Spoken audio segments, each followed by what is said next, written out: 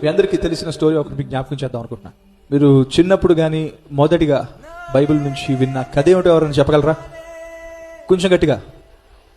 దావీదు గొలియాతు స్టోరీలో గొప్ప విషయం ఏమిటో మీకు ఎవరికైనా తెలుసా? చెప్పగలరు ఎవరన్నా? కొందరు అంటారు చిన్నపిల్లోడు పెద్దోడిని పడేశాడు. ఓకే, ఓకే అనుకుందాం. దేవుని ద్వారా ఒక రాయితో ఒక పెద్ద శత్రువుని పడేశాడు. కానీ నాకు ఒక చిన్న విషయం ఈ రోజుకి నేను అర్థం చేసుకోలేదు. ఏంటో చెప్పమంటారా? ఆ టైంలో దావీదు సుమారు 12 ఏళ్ల కన్నా చిన్నోడు. ఓకే, కానీ ఎప్పుడైతే ఆ గొలియాతును ఎదుర్కొన్నాడో, గొలియాత్ అంటాడు, మీ అందరికీ తెలుసండి, మనందరం విన్నాము, నువ్వు చిన్న పిల్లోడివయ్యా, నువ్వు నన్నలా ఎదిరిస్తావు అంటాడు. విన్నారా ఇది? అప్పుడు దావీదు ఒక ఇంట్రెస్టింగ్ మాట అంటాడు. ఏమంటాడండి?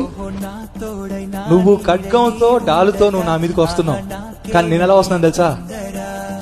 యెహోవా నామముచే ఆయన్ని పట్టుకొని నేను వస్తున్నాను.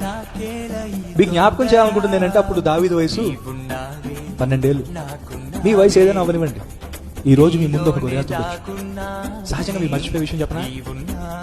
మీరు ఎదిరించడానికి ప్రయత్నిస్తే ఆ గొలియాతుని మీరు ఎదుర్కోలేరు. కానీ వాక్యం సెలవిస్తుంది, ఎవరైతే ప్రభువును విశ్వసిస్తారో వారి యుద్ధాన్ని ప్రభువు పోరాడతాడు.